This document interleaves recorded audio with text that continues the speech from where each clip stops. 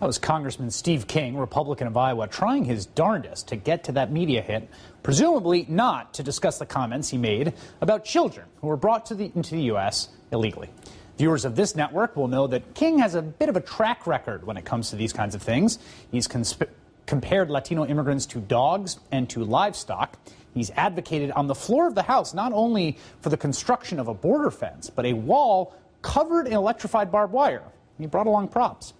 With that in mind, we must assume King meant what he said last week when speaking about the Dreamers, that is, children brought here by their parents, with the right-wing website Newsmax.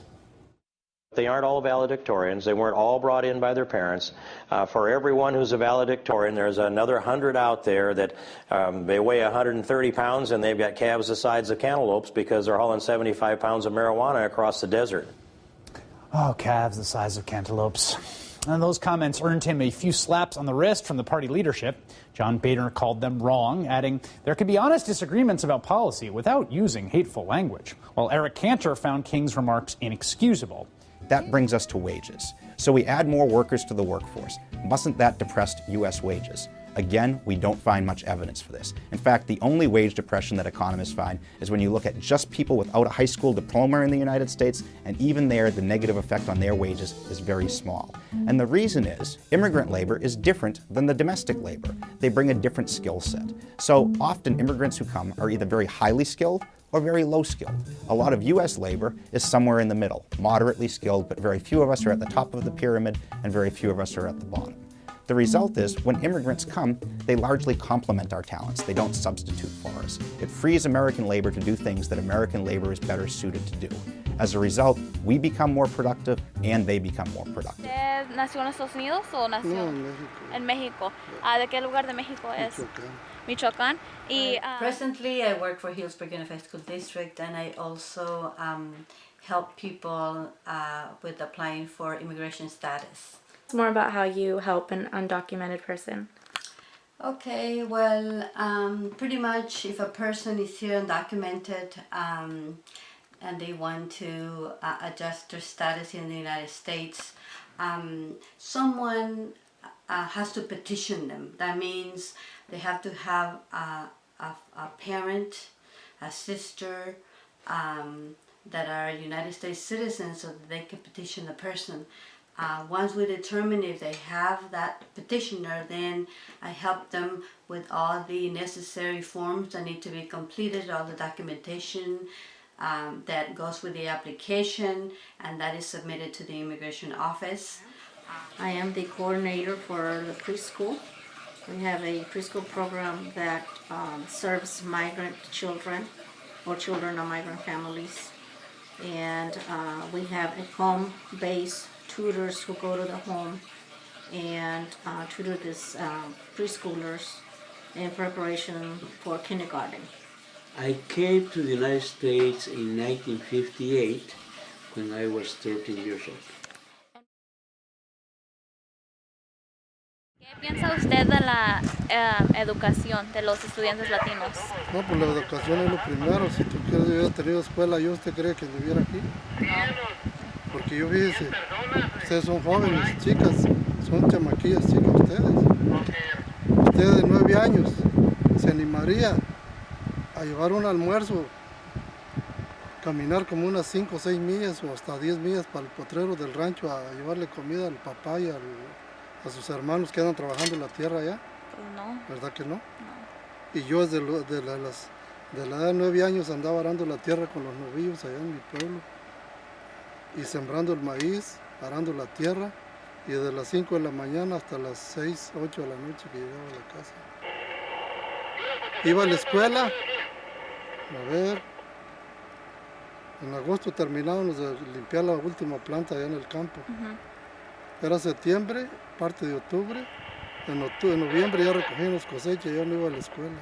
A puro trabajar en el campo para reforzar el potrero, las vacas, y ahora para acá y ahora para allá, y íbamos a la escuela 2 o 3 meses por año. ¿Cómo iba a aprender uno? Pues eso sí. Y eso es lo que le digo, y la educación es muy importante. Más sea básico un entrenamiento de algo, pero ya tienes un estudio para recibir a alguien, te piden una diploma o algo de alguna escuela primaria, secundaria, pero ahorita ya quieren de preparatoria para arriba, y nosotros Sí. en ese tiempo, igual. Y va muy avanzado, como yo me crié, está el avance muy grande, oiga. Y ahorita hasta allá, ya todos los niños están bien estudiados, más que nada.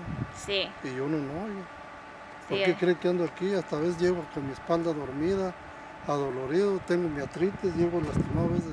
In fact, me working at the school district, I have helped many families when they come to request proof that the students have attended our school, so that they can send that verification with their application in order to apply, and in hopes that they can their application is approved. I think it's a very positive thing for young children or for young students who came to the States as young children with their parents, and this is a big opportunity, and I hope that they do take that opportunity. I think it's very hard. I'm not sure what opportunities are there for, thinking is they're the same as any other student, but it's hard for a non-documented student to get all of the like financial aid, for example. There's a lot of programs that are there for other students that non-documented students cannot get because of their status. Undocumented status. Well, I think education was the primary advantage that I saw. in Huajuapan, where I was in school, in Oaxaca, I was doing well, but I thought that in the United States there's more opportunities to go beyond high school, and I chose to go Santa Rosa Junior College and then Sonoma State. Yes, I'm very much aware of the DREAM Act, and I think that it's not only beneficial for the students to go through the university system, but it's also good for American society. Although the people who qualify under the DREAM Act came as children, they may have been born outside of the United States, but they're already living in the United States. They are part of this society.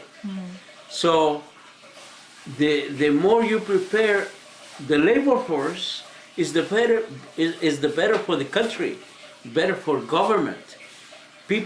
When people make more money, earning, having good jobs, they pay more taxes. Paying more taxes to the IRS, meaning more resources to society in the United States.